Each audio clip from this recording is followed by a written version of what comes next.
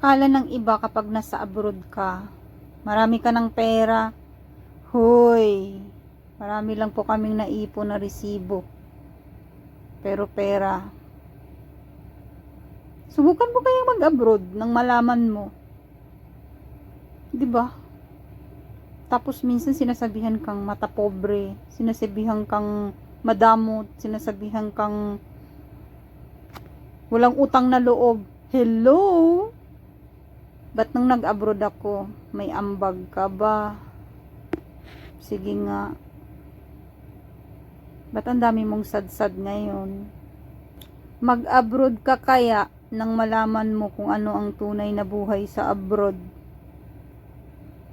Di kay porket kung ano-ano lang sinasabi. Naku po.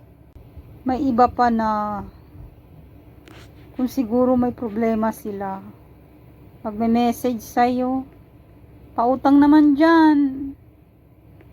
Pahiram naman ang pera dyan. Tulungan mo naman kami. Hoy, pinupulot na ba namin yung pera dito? Naku po, maawa naman kayo. Halos nga wala na kaming matinong kain. Halos wala kaming maayos na pahinga. Halos hindi kami nagpapahinga kamo. Tapos manghingi-hingi lang na parang pinupulot namin yung pera dito. Ba't di ka kaya magtrabaho? Ba't di ka kaya mag-abroad nang malaman mo kung ano talaga ang totoong buhay dito? Saan ka kaya humugot ng kakapalan ng muka na hingi ng hingi? Ano? Kumpleto ka naman lahat Di ka naman pilay, di ka naman may problema sa katawan na hindi ka pwedeng magtrabaho. Ba't ang kaya mo lang bang gawin ay manghingi? Kumilos ka. Hindi yung hingi ng hingi.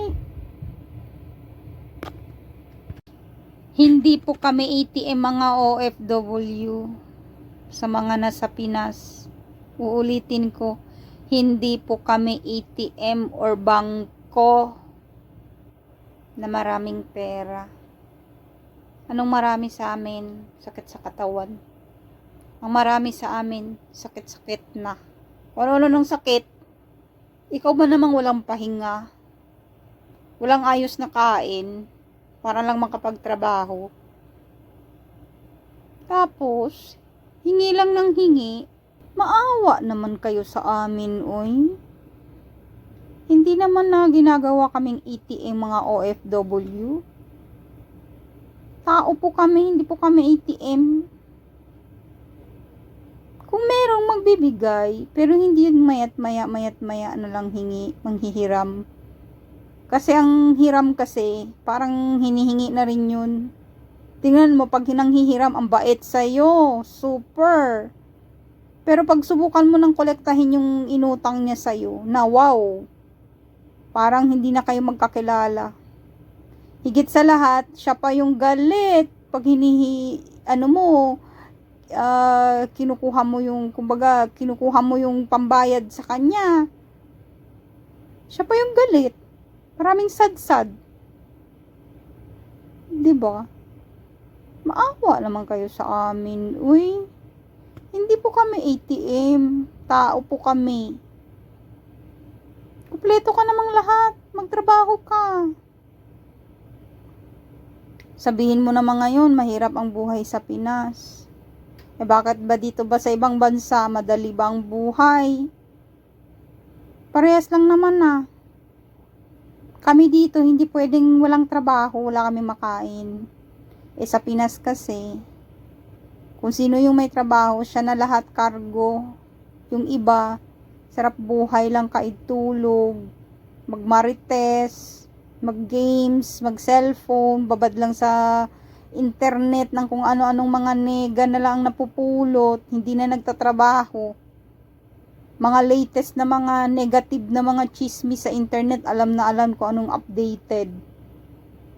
Pero yung paghahanap buhay, nako po, wag naman kayong ganun. Maawa naman kayo sa amin. Parehas tayo, magsikap tayong lahat para lahat tayo mag-asenso. Hindi yung isa lang ang nagsusumikap, yung iba sarap buhay. 'Di ba? Kung sa Pinas kumakain ng pork chop, ng mga masasarap na mga pagkain, dito po puro lang noodles, delata, itlog, pambansang ulam, para lang may maipon na maipadala sa Pinas. Halos walang gala, halos walang luho sa sarili, para